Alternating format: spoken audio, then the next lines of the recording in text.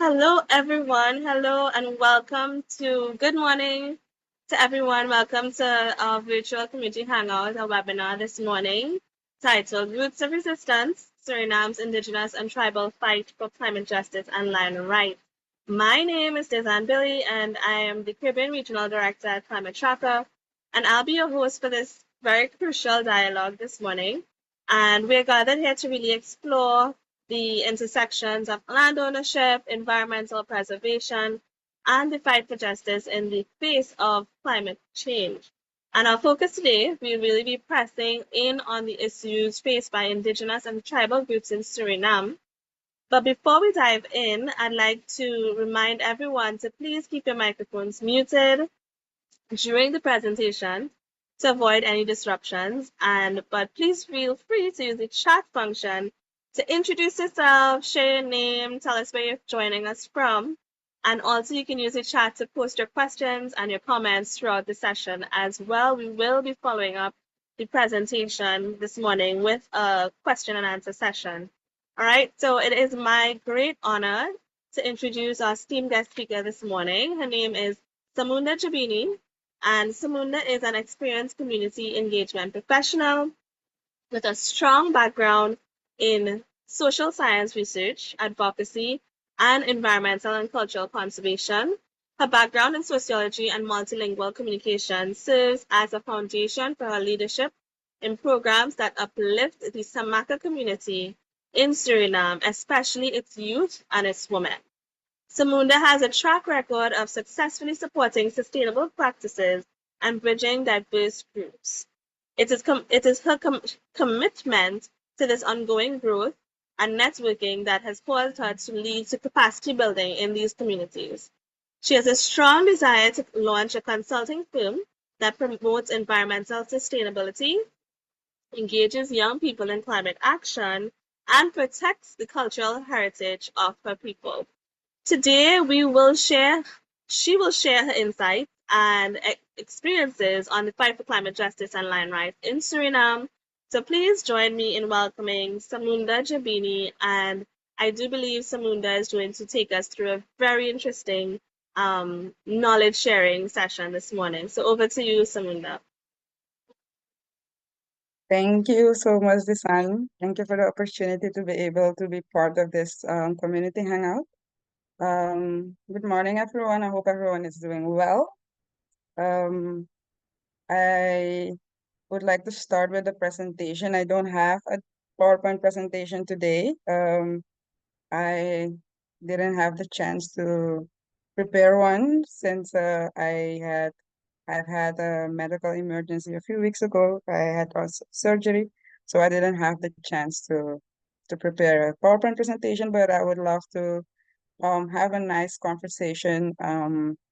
And I will tell you all about the land rights issue and the land rights struggles and the resilience of the indigenous and the tribal people in Suriname. I will start first give a overview of what I will be talking about, and then I will start. So I will first start with a historical in the historical context of land rights in Suriname. Here we will dive deep. We will dive into the history of land ownership in Suriname. We will look at the pre-colonial period, colonial period, post-colonial period, and we will also look at the impacts of colonialism and the different legal frameworks or the legal battles that we have in this whole struggle for to get our land rights. And we will also look at the voices of the indigenous and the tribal peoples in Suriname.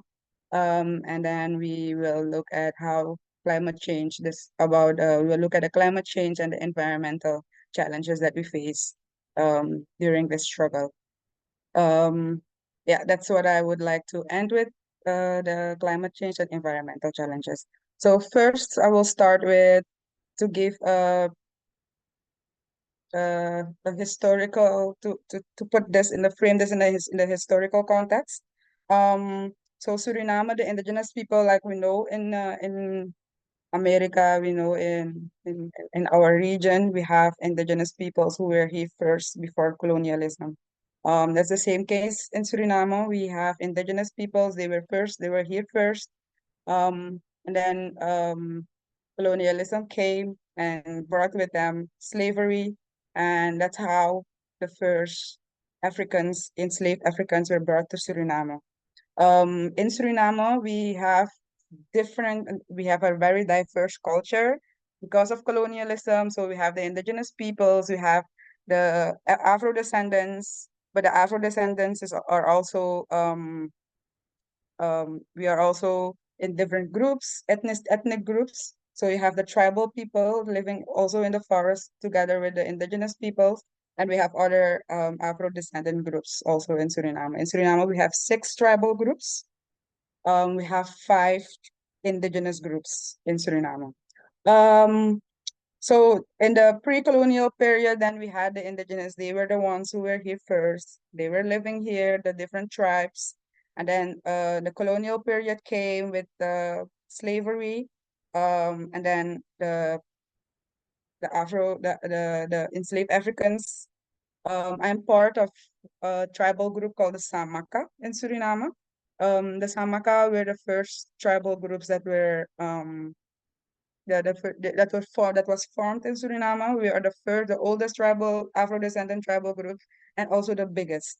And we live also in the interior. When you say in the interior, we live in the rainforest. Um, how did we came there? How did my people came there? How did my ancestors reach there?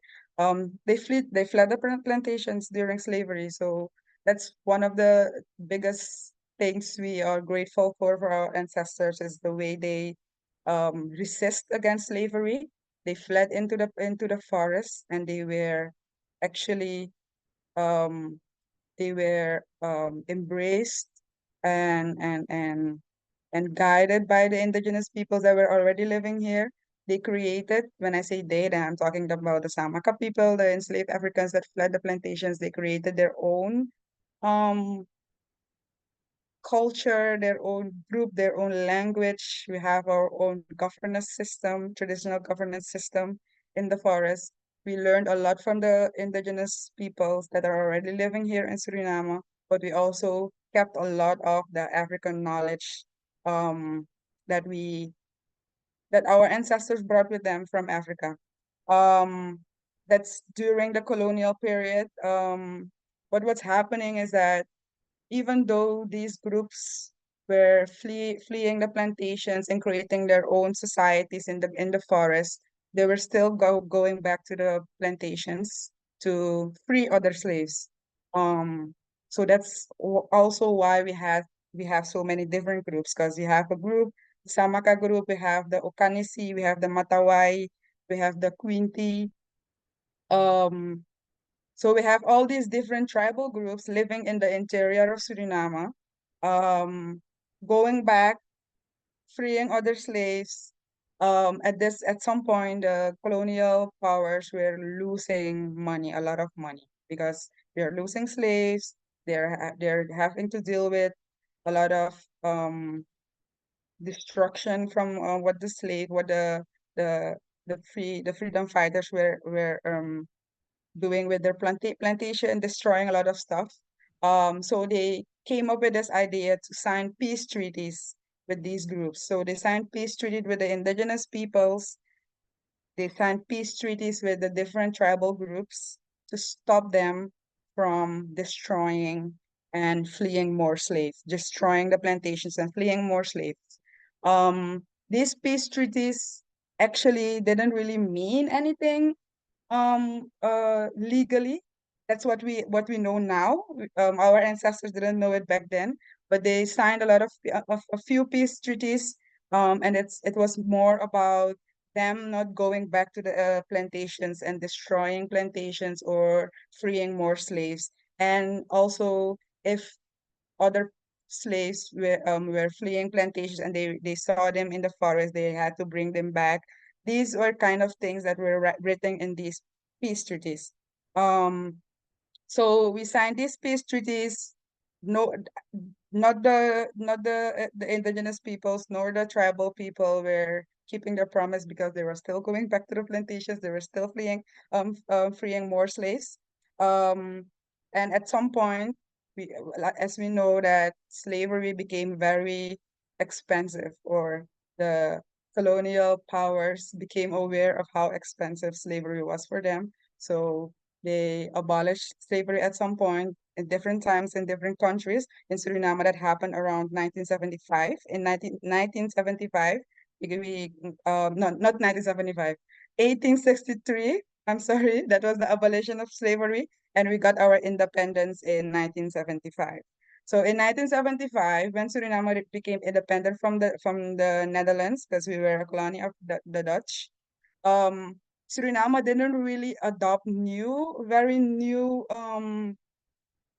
new, how do you say this? They didn't really adopt new, uh, so we adopted a new constitution, but the constitution of Suriname was really based on that of the Netherlands, the constitution of the Netherlands. So a lot of those rules and a lot of those things don't really work in the Surinamese society. Like, they haven't really taken up in the constitution that we have indigenous peoples and tribal peoples living in the forest of in the rainforest of Suriname.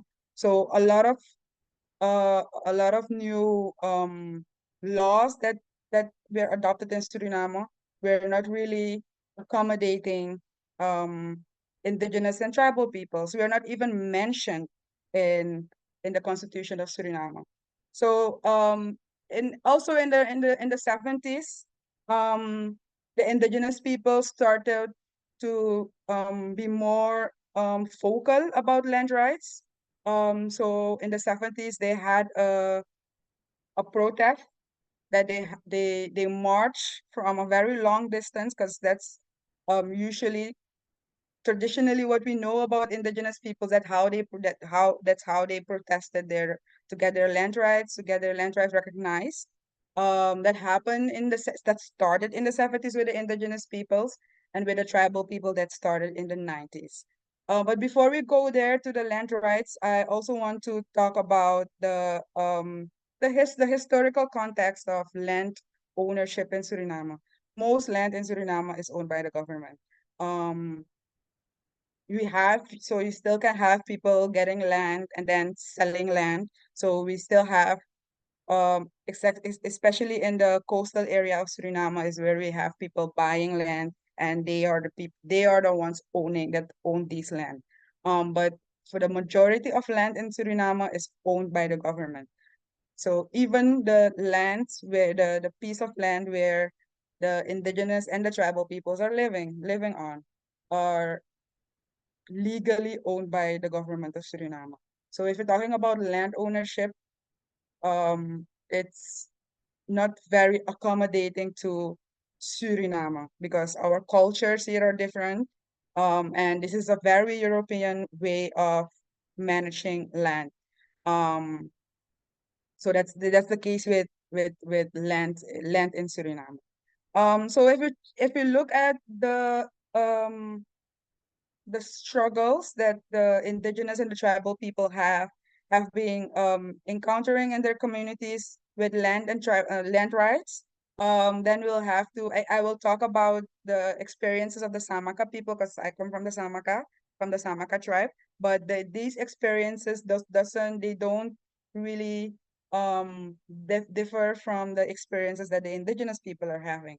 For example, the first um time the Samaka people really apart from slavery and apart of all of that, the first time we really experienced land grabbing, illegal land grabbing in our communities is in the 60s, when the the tribe, or our chief, because we have our own governance system, so we have our own leaders. Um the the paramount chief of the Samaka in the 60s gave permission to the government to build an hydroelectric dam, not knowing what the consequences would be for his people. Um, so these are things that are happening, that governments are approaching communities, not giving them all of the information that is necessary for them to make to make decisions or to give permission for companies, governments, individuals to work in their communities. So these are things that have been happening. He gave permission. A hydroelectric dam was built to generate electricity for mostly the coastal area of Suriname. And his people are still to this day in 2024. We have had other paramount chiefs during the years, but still to this day in 2024, we still don't have 24/7 electricity in our communities. But um we had to suffer. Our people had to move from their homes.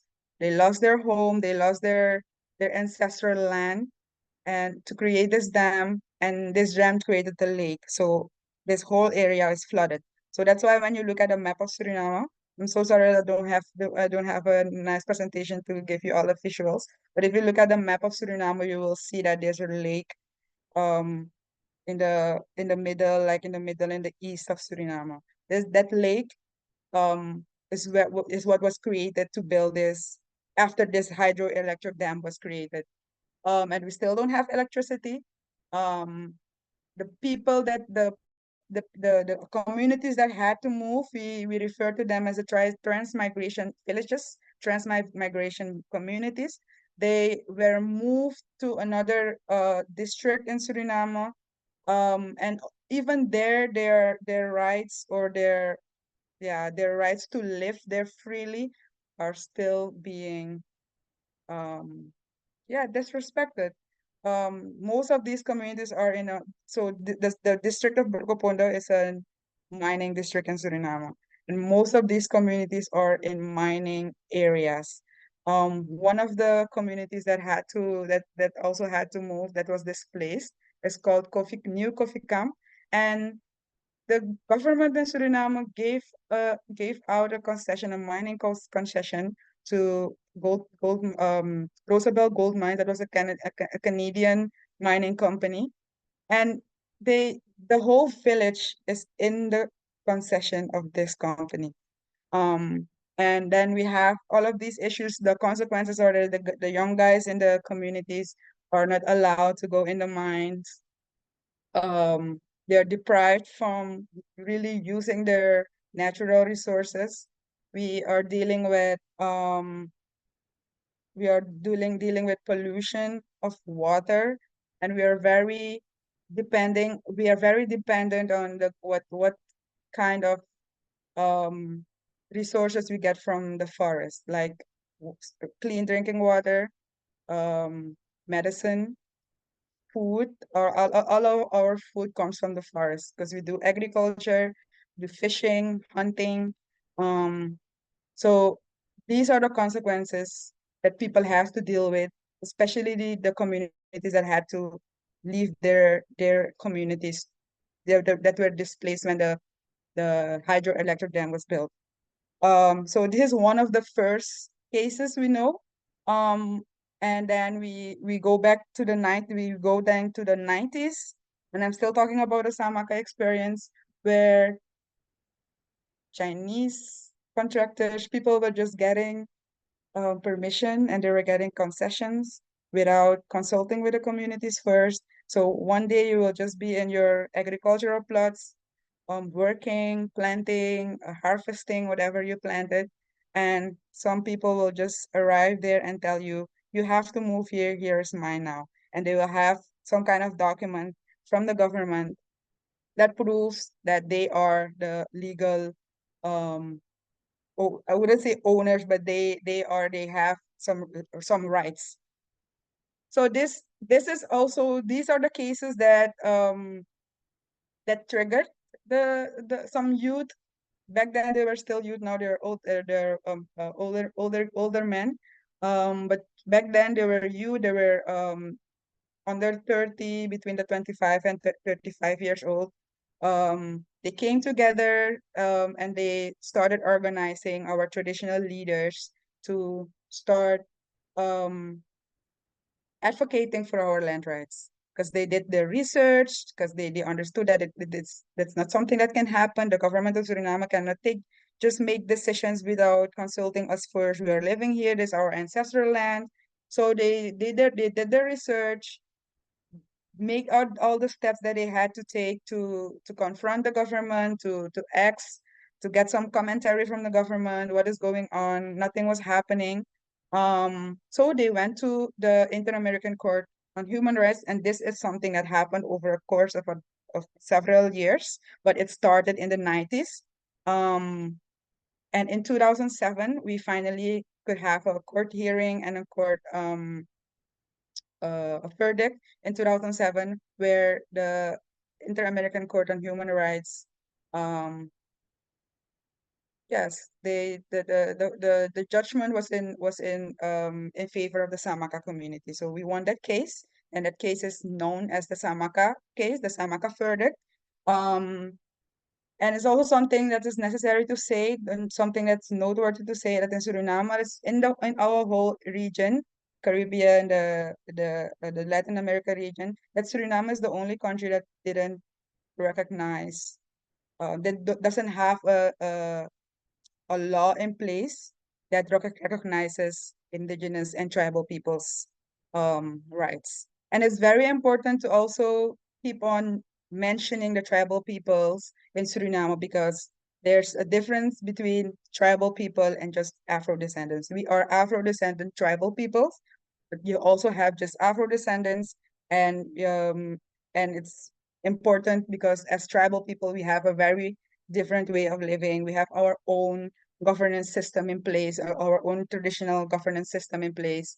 We have our own legal system in place also.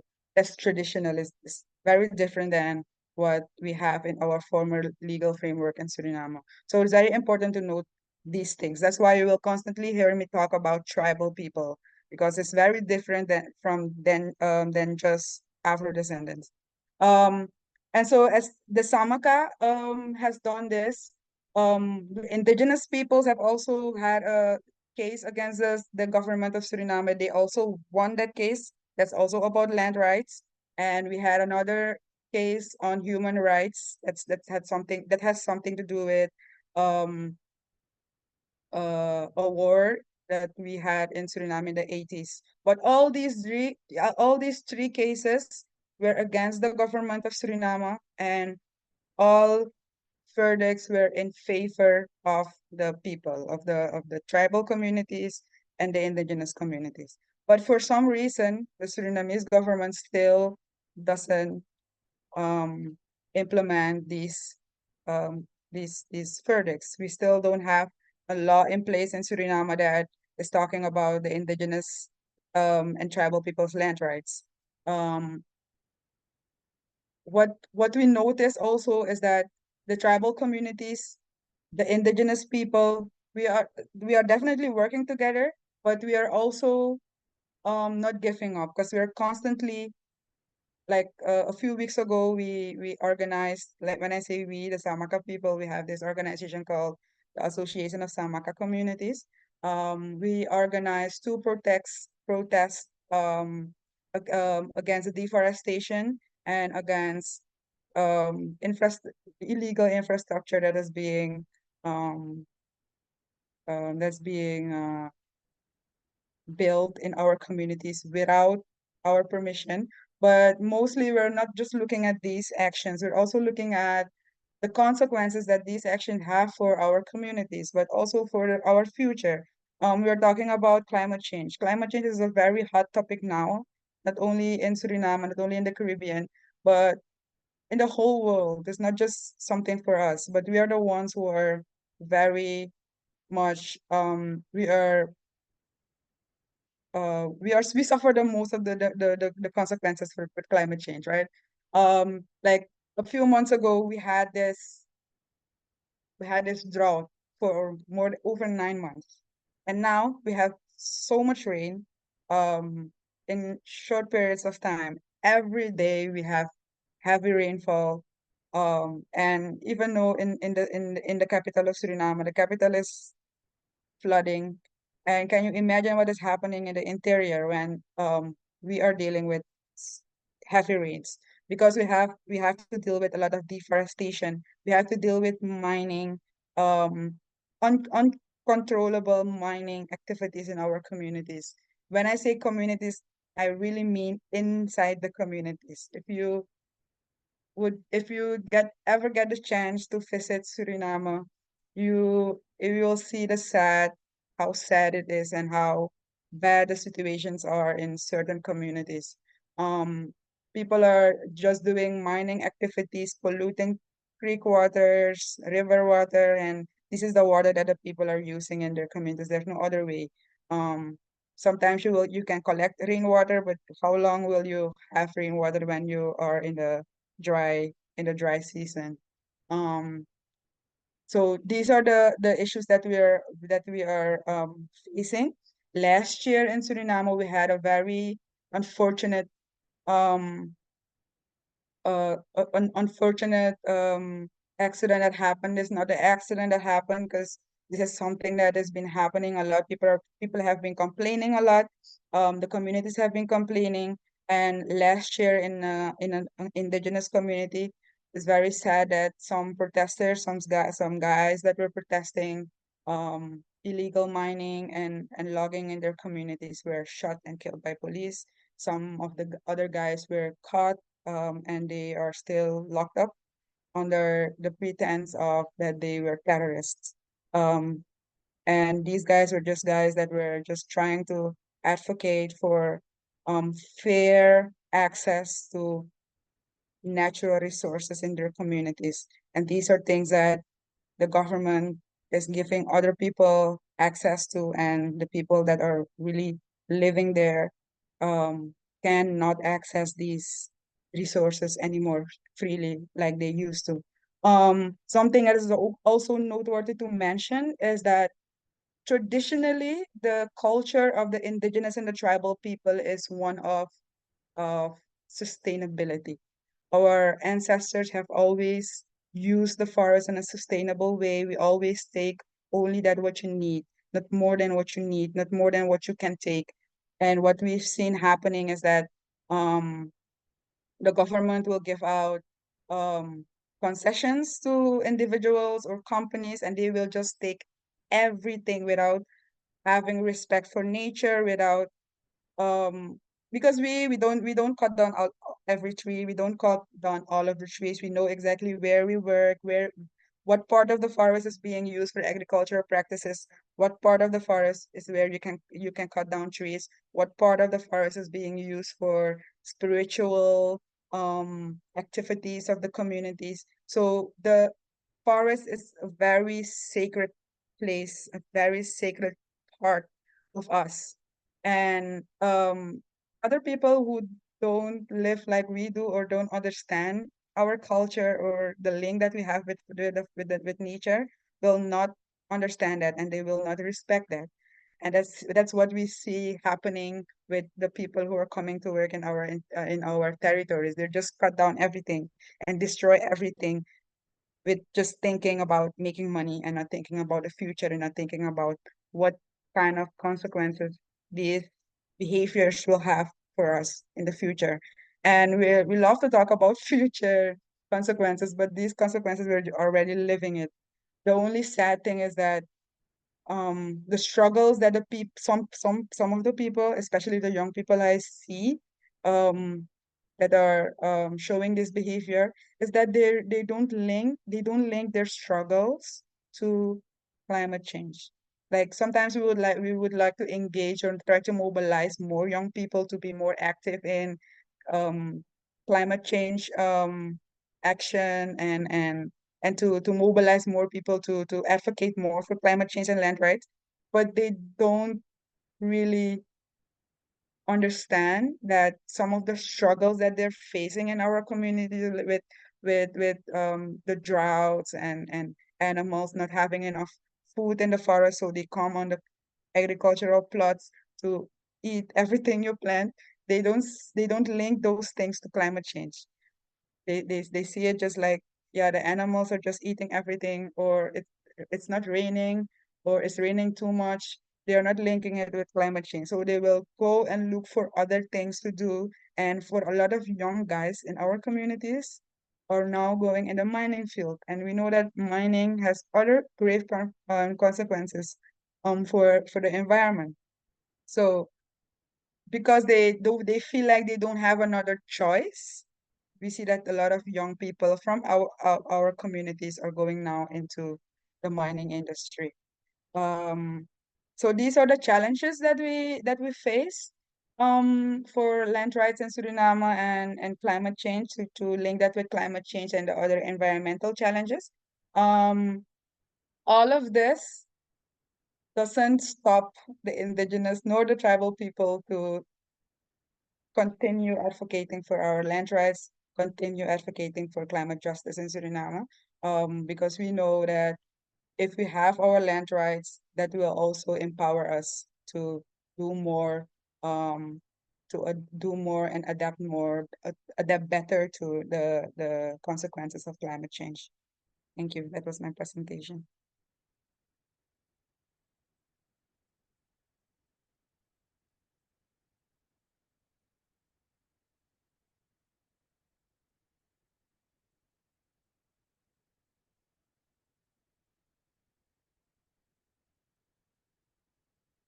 If there are any questions, I would like to, we could continue with a question. Design?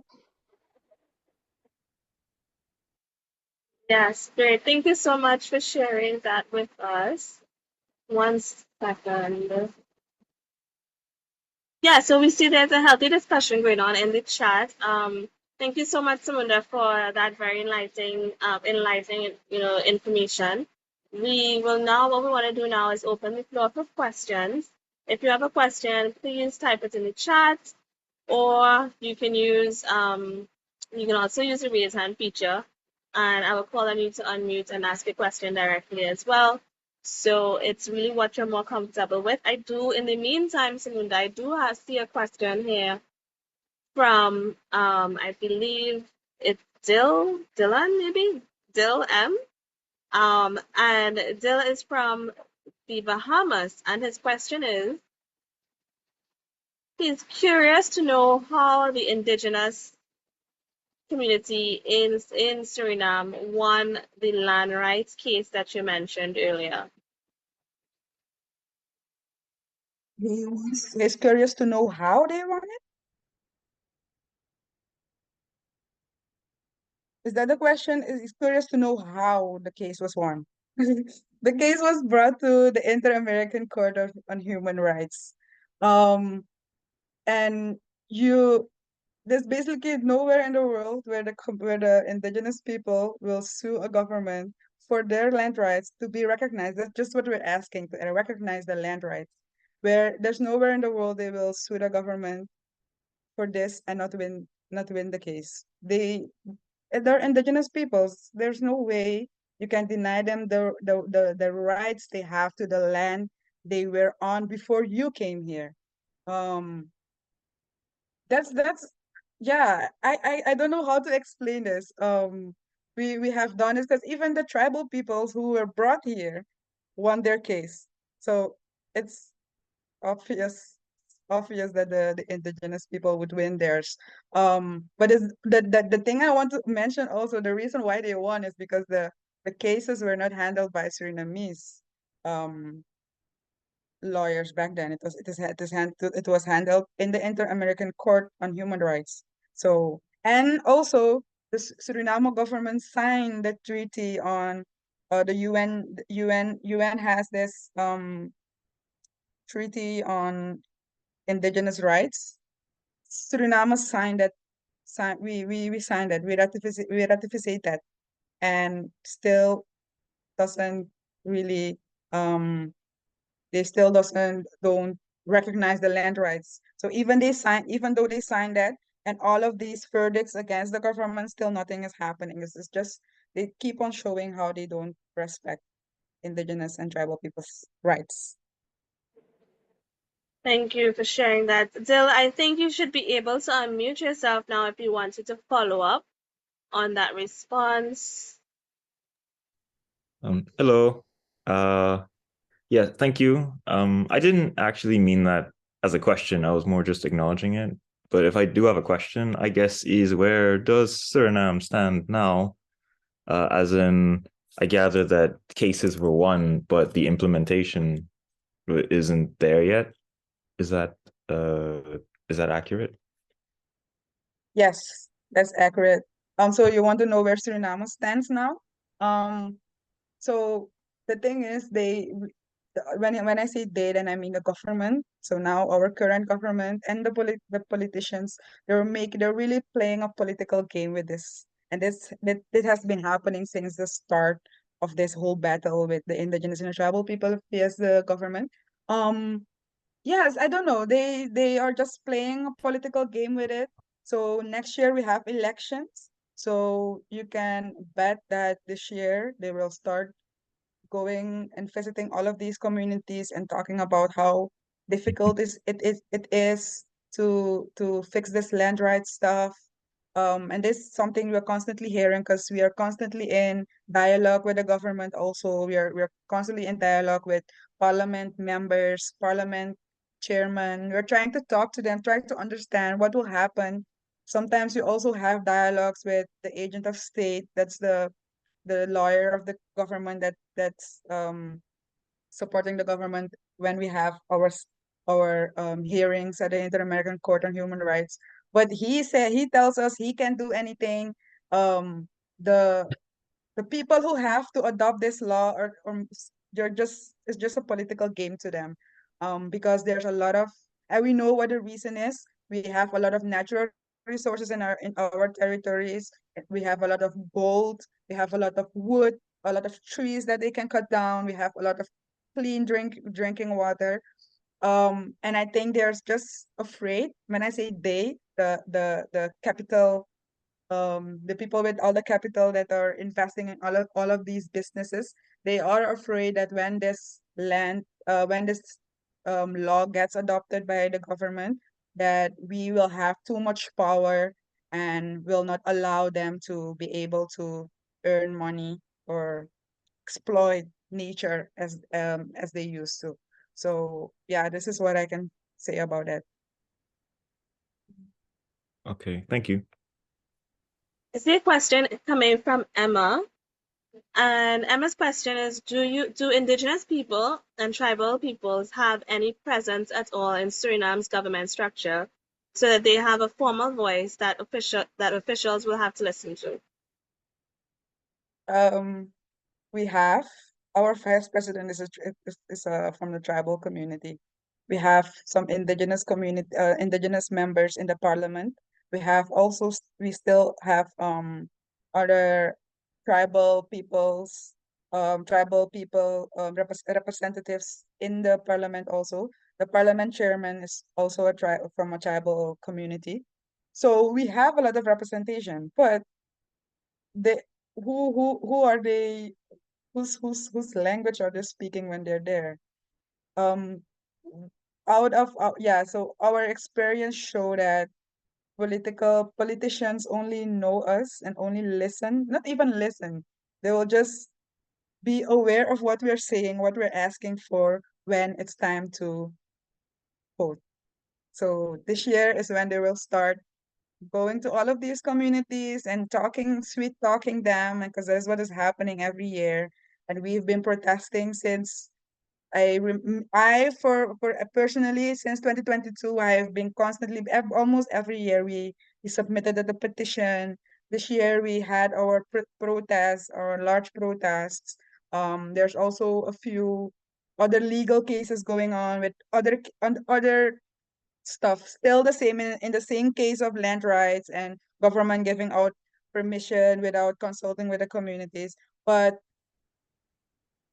the government they will just use this as a political game, and this year they will start approaching us again, and under the pretense that when you vote for us next year, we will make sure that this law gets adopted. But that's the same tactic they used the previous election, and now we are almost 5 years further and nothing has been done. So even Interesting. though we have representation, we do have, but I don't think it's our representation in the government is not strong enough to take these decisions alone. We do need the Indians, we do need the other Afro descendants, we do need the Japanese, we do need the Chinese. But it's the land rights issue is being uh, handled as if it's a problem for the interior. It's a problem for indigenous and tribal people. They have to fix it. But we are not the ones adopting laws for the country, so the government has to fix it. But a lot of people don't understand how that works. So yeah. Before we take a question from Dill and Sarito as well, I have a question just to follow up. I mean, in terms of on the ground, right, locally, do you think that there's enough of a widespread understanding of the struggle of the indigenous and tribal community in Suriname? Not at all. Not at all. There's so we're trying, when I say we, I'm also talking about the indigenous peoples because we also collaborate. The indigenous peoples organizations and the from the tribal communities, we collaborate a lot. And what has been done the last couple of years is to mostly try to raise awareness within our communities because that is very important that our people first understand what it means to be able to get your land rights recognized by the government of Suriname. So the last couple of years, that is what has been happening since 2007. That was when the case of the Samaka was the verdict came out in 2007, and then we had for the indigenous people in 2010, and then for the Moiwana one, that has had to do with a civil war, that was in 2015. So since this period, let's see, around 2010, we started to working more about on the awareness of our communities. Now we understand that that's the reason why we receive so much resistance from the rest is because they don't really understand the case. They don't really understand what it means to get land rights recognized. So now both indigenous and the tribal communities are trying to work more with people outside of our communities, work more with international partners, other civil society members here in Suriname to help raise the awareness and to bring more awareness about not just the land rights, but all the consequences of climate change. Because when we talk, most of the time when people talk about land rights, they forget to also mention climate change and to link both, and that having land rights will also empower you to be able to adapt more and to mitigate all of the consequences from climate change. So now we are doing it, and now we're involving more people, and yeah, it costs money. It costs money to have all of these awareness campaigns and have all of the TV and media spots so that people could understand what's going on. But we are working on it. Yeah, I mean, that's really important. That's where the media comes in, and that's why I hope that, I mean, our audience is all media, majority media. So I hope that those of you who are here, I hope that you're inspired to really tell the stories of these communities and what needs to be done and really spread the word about it in a very genuine manner, you know what I mean? So thank you so much for joining us. And I think maybe we can take a question from Dylan. Thank you. Yes, I did also enjoy this. Although I was a bit late, so I might have missed details, and I don't know anything about Suriname.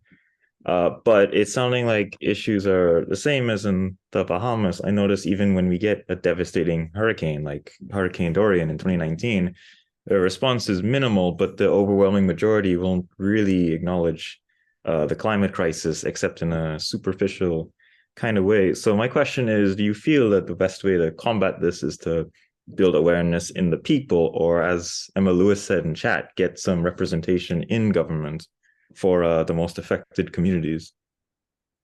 Both. We need both.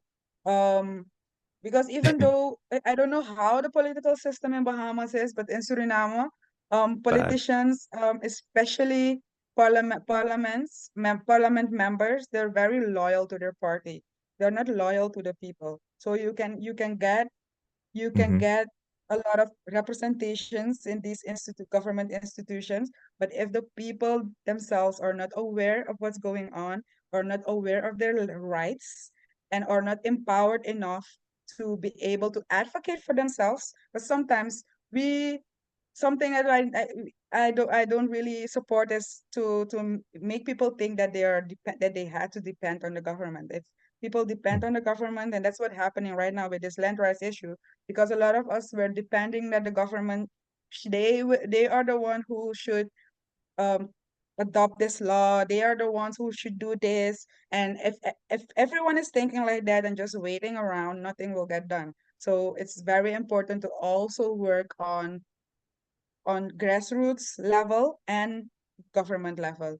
And because I do believe that we do need both of these to to be able to reach our goals. Because if we are not empowered, if the people are not empowered, there's no one to hold the government accountable.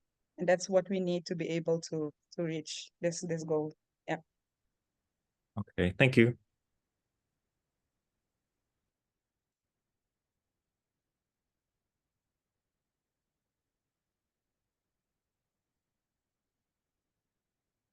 Great, thank you so much. I mean, we have quite a discussion going on in the chat, so I'm sorry if I missed any questions, but you can also feel free to unmute yourself or raise your hand so I can unmute you. And one of the questions that I'm seeing here comes from Johannes. And Johannes, I don't know if you want to unmute yourself and ask this question.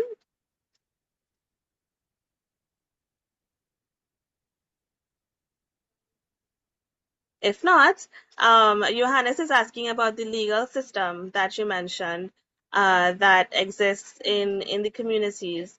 Is this system above national legislation? Is his question. It is. Yeah. No, our legal system is not above national legislation.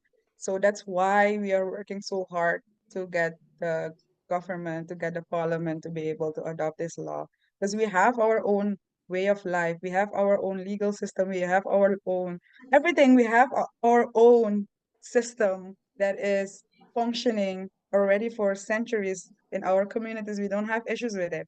But because our laws and our way of life is, we, even as a people, as tribal communities, even as the indigenous communities, we are not even mentioned in the constitution. So if you look in our constitution, we don't exist in Suriname. So our law or legal framework can never be above the law of Suriname, because we don't even exist in Suriname. But Wow. we do exist. Yeah, We do I exist. get you. So in terms of indigenous tribal groups, organizations from Suriname that are on the forefront of the fight against climate change, can you share whether there are any, or maybe name a few? That's a question we got from Watson. Okay. So for the indigenous communities, you have FITS. That's the organization for the indigenous the indigenous leaders, traditional leaders. For the Samaka, we have FSG. That stands for the Association of the Samaka Communities. The indigenous also have another organization, EOS. That's also an organization for indigenous in Suriname. Um, we have Campos. Campos is umbrella organization for the tribal communities in Suriname. And Campos is also stands together with the CSG to to do this land rights fight in battle in Suriname for the tribal people. So yeah, we have quite a few organizations that are active. Okay, great. So Stephen, can you unmute yourself and ask your question? I think this might be the last question before we wrap up.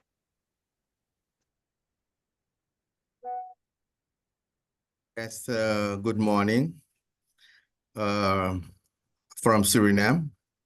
I'm Stephen Yakaumo. I'm an indigenous lawyer. I thank Mrs. Jabini for her presentation.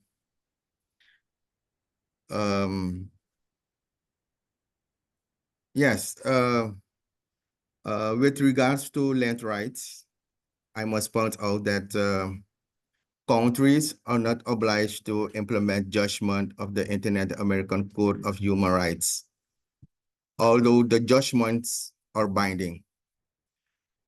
A binding mechanism at the core and also the CCG, our CCG, Court of Justice, is lacking, which means that governments do not implement judgments.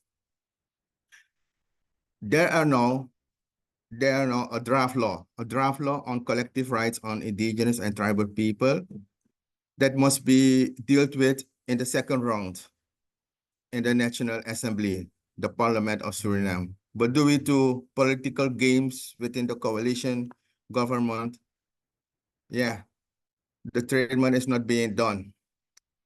On October 2nd of 2033, that was last year, the Organization of Indigenous People of Suriname, the OIS, submitted 10 draft laws on the human rights of indigenous people to the Speaker of the Parliament. But the organization, OIS, was not even invited by the Speaker of Parliament to discuss the approval treatment of these draft laws. These draft laws include collective rights of indigenous people, benefit sharing, and the protection of traditional knowledge. Recently, the law has made it important of the court. The court has made an important ruling to protect the territories of indigenous and tribal people by requiring that before the government issues lands in villages, residential and hunting areas for economic purposes, the indigenous and tribal people must be consulted and given their consent. And this is the latest development in the field of jurisprudence here in Suriname. That was my contribution. Thank you. Thank you so much, Stephen. And Thank you Samunda, so would you like much. to follow? Yeah, would you like to follow that up? No, I really love his contribution, especially he's the lawyer. I'm not a lawyer, so he could express this better. But I totally agree with the information he shared. That's true. And but just like we know they also the OIS they have submitted few draft laws, and that's what's happening in Suriname. So they took it upon themselves to have draft law and submitted it to the government, and the government is not even looking. We're trying to help by helping draft the law, and there's still nothing happening. They're not even invited for a second meeting for a meeting. So these are the things that are happening in Suriname, and it's very sad. It's very sad. Yeah. Well, thank you so much I mean, this is very, very enlightening. I think that unfortunately, the wider Caribbean does not have such a clear understanding of what's happening in Suriname, and that's why we really wanted to point this out in this session to really understand what is taking place for Indigenous and tribal communities, as we continue to get the reality out there on a larger scale for people to really understand the narratives and the realities. Yeah. So thank you so much, Samunda, for joining us and for everyone as well. Before we go or before we close up, what I would like to do is ask you if you are available or if you would like to just put your video on so that we can take a screenshot for our communication purposes and so on. So if you can do that now, that would be great. Oh, hi, Luciano. I see you there. Hi, it's nice to have you with us. And all the great work that you're doing as well. We thank you for it. So, Yolanda, can you repeat? Can you hello? repeat? Yeah, can you If repeat the you instructions? just to put on your video if you can, we'd just like to take a screenshot.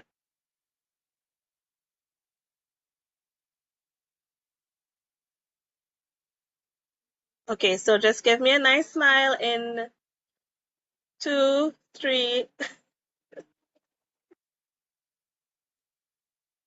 All right, let's just do that one more time. Give me a nice smile in 2, 3. Right, thank you so much. Oh wait, no, one more. I lost that. You guys come back. I lost that. You just give me a smile in 3, 2.